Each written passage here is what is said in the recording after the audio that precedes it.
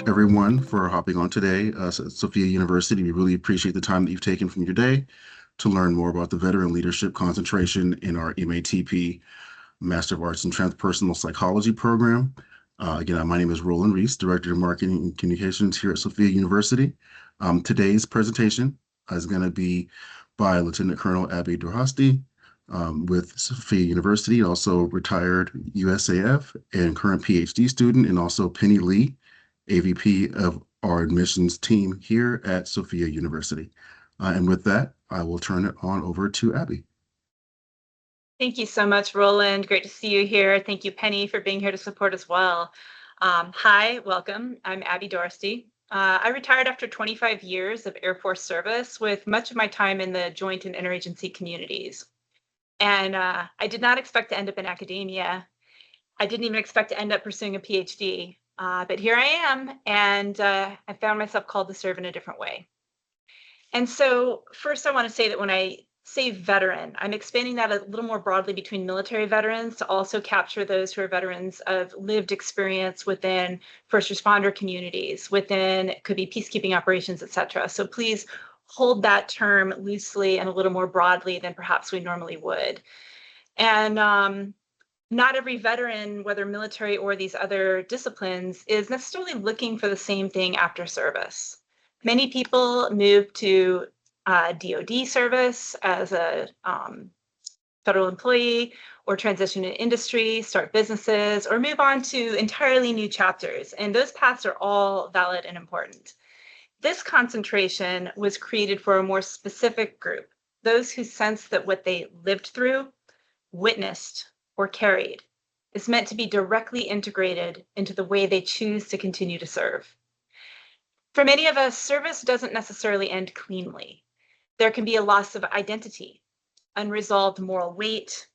There can be grief or trauma that doesn't simply disappear when you put on a new job title. And at the same time, there's often a deep desire to make sense of it, not only for ourselves, but in a way that allows us to show up for others. And so this concentration is designed for veterans and others who want to do their own healing work seriously and ethically, and who feel called to become trusted space holders, peer leaders, and resources for others navigating similar terrain. It's really grounded in the idea of the wounded healer, the healer who tends to their own wholeness so that they can contribute to the healing of their communities, the healing of communities shaped by service, loss, and moral complexity. That is the kind of post-service leadership this program is oriented toward. And before we dive in, I want to briefly share how I'm planning to use our time today, because I really want to leave plenty of space for questions and conversation. So I'm going to keep everything relatively high level and focused, rather than going deep into my own story or the longer history of Sofia University. I'll touch on the inception of the concentration with a brief origin story and a brief overview of transpersonal psychology, because ultimately that's the degree someone is earning if they come into this concentration. I'll explain transpersonal psychology as best as I can from my own experience, and I'm glad to have some other Sofia personnel that may want to add their own notes on how they relate to the concept of transpersonal psychology. And from there, I'll situate how the master's program works as an educational container and explain how the veteran leadership concentration fits in and what it's oriented toward, and touch on some of the key logistical and funding frameworks that tend to come up most often. And we also have Penny Lee to help us in that area. And many of the questions I'll be addressing up front are ones that have already come in from people who've reached out to inquire or had great questions on our last webinar. And I'll leave plenty of time also for any new questions that come up. Penny will be here to answer admissions-related questions. Unfortunately, Bridget was not able to be here today, but I can certainly put you in contact with someone who has been through the master's program. It was not where I pursued mine, unfortunately. And if just you have questions about what it's like to be a master's student at Sofia. And I'm happy to answer any questions as detailed as you want to get about how the veteran leadership concentration itself is structured and facilitated. My hope that this gives you enough clarity to know whether this feels aligned for you, and enough space at the end to ask whatever is most alive for you. Right, so throughout this program, as I mentioned before, we use the term veteran broadly.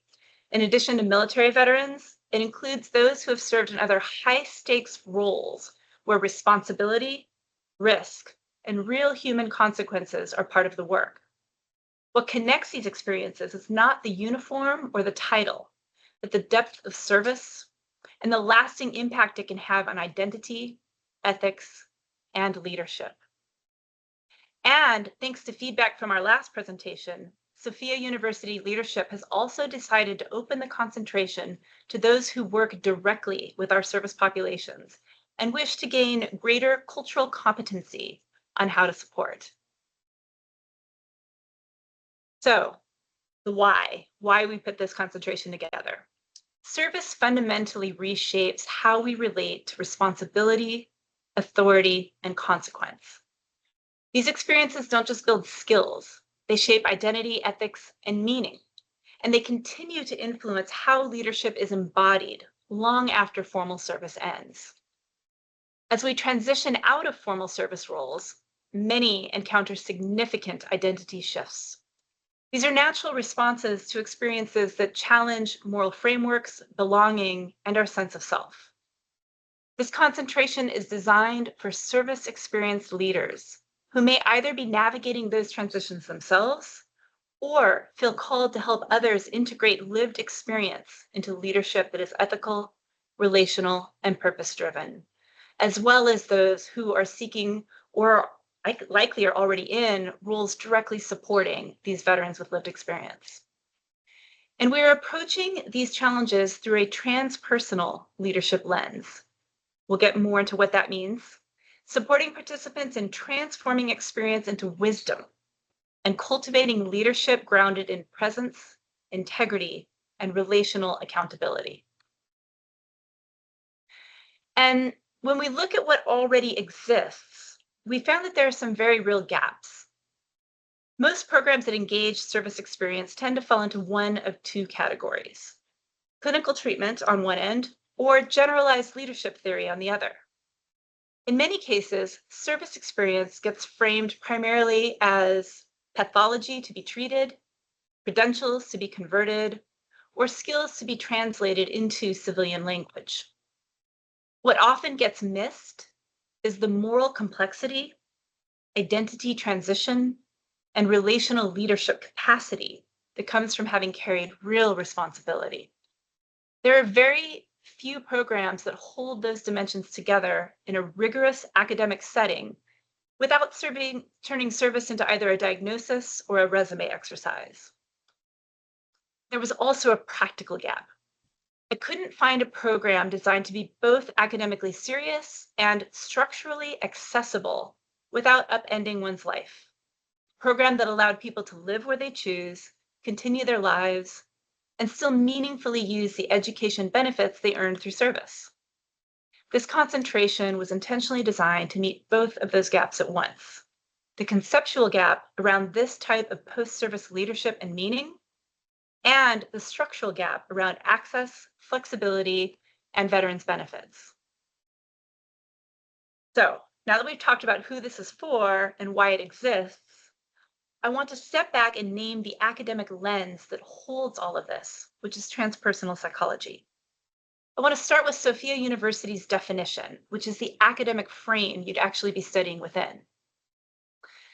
Transpersonal psychology is the scientific study of the full range of human experience, which includes the pain of trauma and dysfunction on the one hand, and the heights of creativity, intuition, and peak functioning on the other. What distinguishes transpersonal psychology from many other psychological frameworks is that it doesn't focus exclusively on what is broken or disordered. It includes those realities, but it also asks a different set of questions. Rather than starting from what's wrong that needs to be fixed, transpersonal psychology is often oriented toward questions like, what is intact? What is trying to emerge? What brings coherence, meaning, and wholeness back online? In that sense, it's a psychology that is less pathologizing and more integrative. It creates space for suffering and for wisdom, for trauma and for resilience. for fragmentation and restoration. That orientation can be especially important for service-experienced individuals. What we're often seeking is a way to make meaning of experience, to reconnect with purpose, and to relate to others from a place of integrity and presence. I like to describe transpersonal psychology as honoring the shimmering plurality of pathways to wholeness, interconnectedness, and realization, grounding subjective experience in ecological wisdom, inner intelligence, and empirical inquiry. And this is the lens with which I've designed the concentration, one that respects multiple paths to healing and leadership, rather than prescribing a single model. This concentration sits squarely within that transpersonal frame. It's not about fixing what's wrong, but about supporting pathways towards wholeness, alignment, and resonant forms of leadership and service. And before we go any further into the veteran leadership concentration specifically, I also want to situate it within the broader degree it lives inside of. Ultimately, the concentration is part of a master's degree in transpersonal psychology with a focused area of study. The MATP program is designed to study both the theories and practices of transpersonal psychology and to apply that learning in a range of professional and community settings. It's not just abstract theory, and it's not clinical training. It sits in that integrative middle ground. Students choose a concentration to give their degree a clear applied focus. Veteran leadership is one option. Others include life coaching, creativity and innovation, and spiritual psychology. Veteran leadership is the only concentration that needs to be selected at admission because of how it's structured. And at its core, the program is built around transformative learning. That means it's not just about acquiring information, but about shifts in awareness, perspective, and how one understands themselves in relationship to others and the world. The emphasis is on leadership development, self-knowing, and professional consciousness. In other words, who you are matters just as much as what you know. And that orientation is what makes this a particularly strong home for a concentration like veteran leadership. Put simply, this is a master's level degree in transpersonal psychology with an optional specialization, but it is not a therapy licensure program or a training course aimed at diagnosing or treating clients. So, the concentration itself. To share a little bit about how it came into being, the idea started when Dr. Stephen Gold, who is one of our assistant vice presidents at Sofia, he actually just retired a couple of weeks ago, he reached out to me about developing a master's degree specifically for veterans. Steve isn't a veteran himself, but he has a long history of working with veterans in educational settings. When he floated the idea, I actually pushed back. I told him I thought fully separating veterans into their own standalone master's program could be a disservice. His concern was that civilians can't really understand the veteran experience. And my response was that part of our responsibility, especially in leadership and education, is to help bridge that divide and not reinforce it. So instead, I suggested creating a concentration within the broader master's program. That way, veterans and other service-experienced students could focus on concepts that are deeply relevant to their lived experience while still participating in the larger academic community and engaging alongside civilians. And at the same time, I was reflecting on my own experience in the PhD program, which I'm about halfway through myself. I had been looking for more in-person engagement beyond the fall seminar, which is a one-week in-residence requirement every year. And I discovered that Sofia already offered low residency options for some programs, where the in-person requirement was just 3 days. I pursued an eco-psychology certificate with this low residency hybrid format, partly because I was genuinely interested in the subject, but also because taking the in-residence version allowed me to meet that requirement each quarter. That meant the entire quarter qualified for the in-resident housing allowance that I earn as part of my benefits having retired from the Air Force. And as Steve and I continued talking, I had this realization. What if we could design a concentration that was not only academically meaningful, but also intentionally structured to help veterans maximize their education benefits without requiring them to relocate or disrupt their lives? And from there, I started asking a more personal question. If I were designing a concentration I actually really wanted to take, what would it focus on? And for me, that answer was not clinical psychology. It was learning how to hold relational space. Sometimes the deepest healing comes not from a therapist-client relationship, but from being compassionately witnessed, being heard, and being in community with people who can genuinely relate to your experience. There's a long history of this kind of peer-based healing, going back to the early recognition of PTSD after Vietnam. That lineage matters. At the same time, I've been struck by how many veterans and first responders have never heard the term moral injury, or are unaware of the growing body of research in the US and internationally on psychedelic assisted therapies. Expanding awareness in these areas matters. It supports informed decision-making, broadens access to care, and has real implications for reducing suicide risk and other harmful behaviors among veterans, first responders, and others who have served in high-stakes roles. So I put together an initial concept, shared it with several veteran colleagues, some who are now psychologists, and some simply people I deeply respect, incorporated their feedback, and developed a proposal that was ultimately accepted. That's how we arrived at the concentration as it exists today. Veteran leadership in a transpersonal context begins with self-leadership. It refers to individuals who are committed to ongoing self-awareness and to being in honest, compassionate relationship with their own history of traumas, moral complexity, and also recognizing the gifts that they bring. From that foundation, leadership becomes relational rather than directive. Transpersonal veteran leaders do not lead through control or authority alone, but through presence, discernment, and the ability to remain grounded in relationship.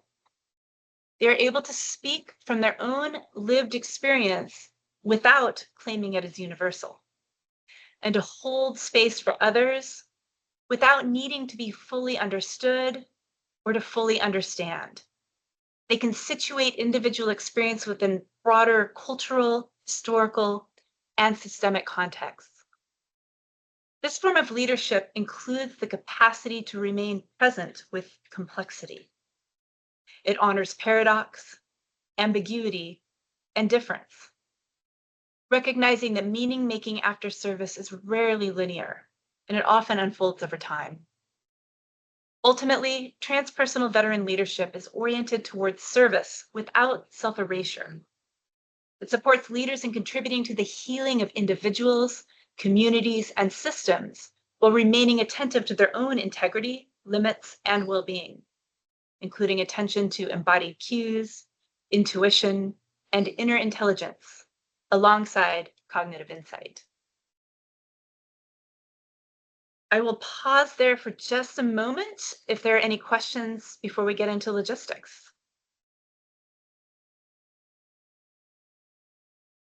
All right, continuing on. So, as part of the MATP program, the concentration is structured across 2 years. The first year consists of 4 core MATP courses, and you will also take 4 foundational concentration courses. We will likely launch this summer with Embodied Service and Post-Military Purpose, which will explore archetypes and the hero's journey. The course after that will be Psychedelic-Informed Approaches, and then continuing on. Psychedelic-Informed Approaches is a 1-credit course that includes a 1-day immersion in conjunction with our fall seminar.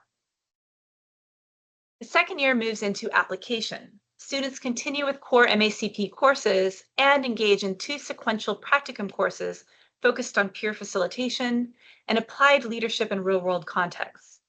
The concentration culminates in a transpersonal integration paper or project with a veteran leadership focus, where students synthesize their academic learning, practicum experience, and personal development. So the arc is intentional. foundation first, then application. Students are supported in integrating lived experience into forms of leadership that are relational, ethical, and grounded in continued service. There's also a new update in if there is sufficient interest from those who are reaching out to our registrar's office in having this concentration available within the PhD program. That is something that Sofia University is considering making available sooner rather than later. It's been the long-term plan. So if you already have a master's degree and you're interested in pursuing a PhD and still having this concentration part of it, please reach out and express your interest to the registrar's office. So continuing with logistics, I want to talk for a minute about what the program actually feels like to be in, because it's not a traditional classroom experience. This isn't a course where you sit in a room or log onto a Zoom and an instructor talks at you while you're expected to absorb the right answers. The orientation at Sofia is very different. This is a learning environment where we're learning with each other. You'll be engaging with readings, videos, recorded lectures, podcasts, and other materials, not because those materials represent the final word, but because they give us something to engage with, question, and respond to. Part of the work is noticing what resonates for you, what doesn't, and what feels like it's missing altogether. Something may land deeply for one person and not at all for another, and that difference is actually part of the learning. The emphasis is on lived experience rather than rote theory. You're not being asked to simply summarize what you've learned. You're being invited to reflect on how the material affected you, what came up in your body, what memories, reactions, or questions surfaced, and how that connects to your own journey and leadership. Each week, most of the work is independent. You'll spend time engaging with the materials for that week and then writing reflective posts. Not just, this is what I learned, but this is what I noticed. This is how I felt. Or this is the story this stirred for me. You'll also respond to your classmates, noticing what came up for you as you read their reflections and heard how they made meaning of the same material. There isn't a heavy emphasis on live class time week to week. Outside of the immersions, which are part of this program, the in-person 3-day times, this is primarily asynchronous by design to allow people to live anywhere and to engage with the program alongside the realities of life, work, and service. The in-person component comes through 3-day in-residence immersions. And for the entire MACP student body, there's a longer 1-week seminar every fall. Seminar and immersions are held at our Costa Mesa, California campus, just south of Los Angeles. Immersion days are long days, and they tend to be really rich and genuinely enjoyable. This is where we will practice storytelling, compassion and embodied listening, relational presence. This is also where ideas get workshopped, connections deepen, and the community really forms. As the program progresses, students will take on more and more leadership within those immersion spaces. This isn't about the instructor being the guru. I'll be teaching some of the courses, but not all of them, and none of the instructors are meant to be the one who knows everything. Every student in this program will bring significant lived experience. The structure is designed to honor that, to create a container where that experience becomes part of the curriculum, and to support you in becoming leaders who can think critically, identify gaps in what currently exists, and help shape what becomes possible for veterans and other service-experienced communities moving forward. So next, I want to offer a high-level orientation to funding options, because this is often one of the most practical questions people are holding. I want to be clear that this is general information, not individual advising.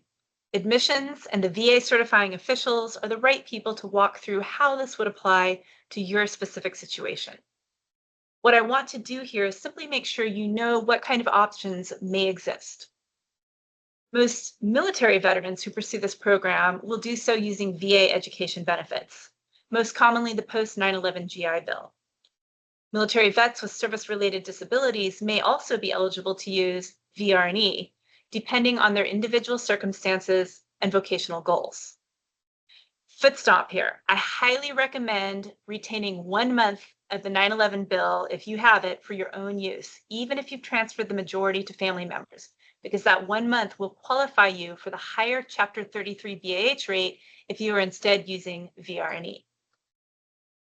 So a key design feature of this concentration is the low residency structure.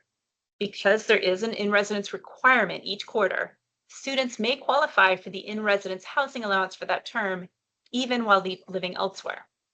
Some students may also choose to use federal graduate financial aid. And depending on eligibility, that can total around $16,000 per quarter. And that's available to any graduate student, not just veterans. And for veterans who are rated 100% permanent in total, federal student loans may be eligible for a one-time discharge subject to federal rules. This can be huge. So for this next slide, I want to walk through a real example using my own situation. This is not a promise or a model for everyone. It's simply to make the structure more concrete. I personally use my post 9/11 GI Bill to pay for my classes. Because the veteran leadership concentration includes an in-residence requirement each quarter, those who do that, like I do now with my eco-psychology courses, will qualify for the in-residence housing allowance for that term. For winter quarter of 2026, the Costa Mesa, California housing allowance at the E5 with dependents rate is $3,882 per month. Even though I'm single, that's the rate applied under the post 9/11 GI Bill. It's the with dependents rate for everyone. And so this is what I'm currently receiving because I do have an in-residence requirement with my current classes. Because our academic quarter is 10 weeks long, the housing allowance is prorated. That works out to about $970 per week, or just under $10,000 total for the quarter. The payments are made monthly, and the individual deposits can look a little strange, but over the course of the quarter, they add up to that amount. My out-of-pocket costs to attend the 3-day in-residence immersion are around $1,200 for transportation plus food and Ubers. That includes flying from Costa Rica, which is where I live, to Costa Mesa, staying at a hotel nearby, food, and walking back and forth to school. So I net around $8,500 for the quarter, whereas I would only receive a total of $2,922 across the 10 weeks if I were at the online-only rate. So in this scenario, I have around $2,600 per month to apply to my actual housing expenses instead of just under $1,000. And I'm sharing this not to suggest that everyone's numbers will look the same, but to show that this program was intentionally designed so that veterans can realistically make it work financially and logistically without having to relocate or pause their lives. And again, admissions and the VA certifying official are the right people to walk through how this would apply in your specific situation. We also had some questions last time about actual tuition rates. And for those who may be using different funding sources, these are the current Sofia University advertised prices. I've highlighted the MATP prices as well as the PhD, since that is potentially going to become available as well. And so for the master's program, this works out to roughly $16,700 per year full-time for 2 years, or around $4,000 per quarter. Again, individual may differ based on how you set up your course loads. And for the PhD, assuming a 3-year full-time program, it's a little over $25,000 per year, or around $6,400 per quarter. And some students may also qualify for work-study programs, and Sofia has various scholarships available as well. So, how to apply? If you are interested, please reach out to the admissions office. This is the website, and here's the phone number and email to reach out directly. And with that, I would love to turn it over to Penny to speak a little bit more about admissions, if you have anything immediate to offer there, and then we'll move into next steps in Q&A. Thank you, Abby, for another very thorough and insightful presentation. I also wanted to share that today, in addition to our marketing team, Roland, Jason, and Camilla, I'm also joined today by Ms. Liz, our admissions counselor, who represents our admissions office today. Liz also has been working closely with applicants in our transpersonal psychology programs and will be the best point of contact for admissions-related questions today. She also has been guiding the applicants throughout their admissions process as well, along with our other admissions counselors. We're also joined by Ms. Nadine from our outreach team, who would love to stay connected with you moving forward as well. For questions specifically related to your benefits while enrolling in our program, as Abby mentioned, that feel free to reach out to her for questions. And our chief registrar, Ms. Karina, is also available as a school certifying official to answer your questions. So you can reach out to both of them. So Karina, as an SEO, supports students each quarter with enrollments, questions, and ensure that your benefits are properly received and applied to your studies. In addition, I also wanted to mention that we do offer different types of scholarships that you may qualify for. We're currently accepting applications for the summer start, and we would love to receive your inquiry, your application. And then since we're here today offering this info session, and then for anyone who are present today, and then we are happy to waive the application fee for all the attendees of today's information session. Just let Ms. Liz from the admissions office know, or let our admissions office, other counselors know that you have attended today's session.